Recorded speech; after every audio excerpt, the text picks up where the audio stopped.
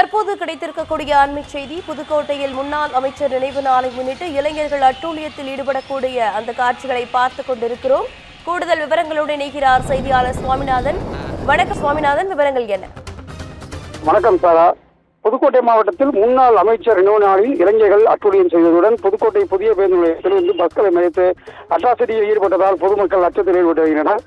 அதாவது புதுக்கோட்டை மாவட்டம் ஆலங்குடியைச் சேர்ந்த ஆலங்குடி அருகே உள்ள வளையாட்டு பகுதியைச் சேர்ந்தவர் முன்னாள் அமைச்சர் வெங்கடாச்சலம். இவர் அதிமுகவில் மாநில பொறுப்புகளிலும் ஆலங்குடி தொகுதியில் 3 முறை எம்எல்ஏவாகவும் பிற்படுத்தப்பட்ட 2021ஆம் ஆண்டு பிற்படுத்தப்பட்ட நலத்துறை அமைச்சராகவும் பதவி வகித்து வந்தார். இவர் கடந்த 2010ஆம் ஆண்டு மர்ம நபர்களால் வெட்டி படுகொலை செய்யப்பட்டார்.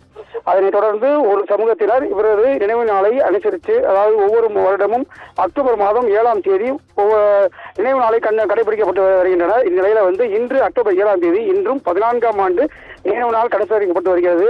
இதில் புதுக்கோட்டை மாவட்டம் ஆளுமையைச் சேர்ந்த அதன் ஒரு பகுதியாக புதுக்கோட்டை மாவட்டம் வடகாடு அருகே உள்ள அவரது நினைவிடத்தில் பல்வேறு சமூகத்தினர் மற்றும் அரசியல் கட்சி பிரமுகர்கள் அனைவரும் அங்கே அஞ்சலி செலுத்தும் விதமாக ஏற்பாடுகள் செய்யப்பட்டுள்ளது. அதன் ஒரு பகுதியாக புதுக்கோட்டை மாவட்டத்தில் இருந்து பேரணியாக ஆலங்குடி தாலுகா வடகாட்டிற்கு பேரணியாக செல்ல ஏற்பாடு செய்யப்பட்டது. அதை குறித்து மாவட்ட நிர்வாகம் அதற்கு அனுமதி அளித்தது.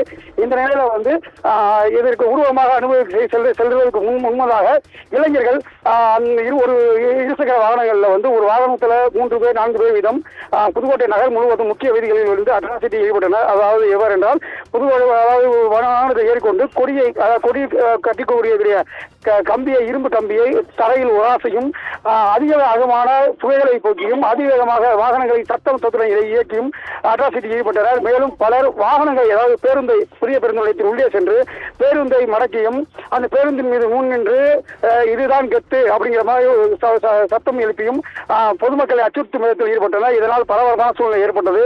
மேலும் காவல்துறையினரும் இதை அவங்க கிடைக்கக்கூடிய நிலைமையில் அவங்களுடைய எதுவும் இல்லை. மேலும் இளைஞர்கள் அதிவேகமான இது மாதிரி அட்ராசிட்டியில் ஈடுபட்டதனால் பொதுமக்கள் மிகுந்த அச்சத்தில் ஆளாகினர். சரியா? விவரங்களுக்கு நன்றி சாமிநாதன்.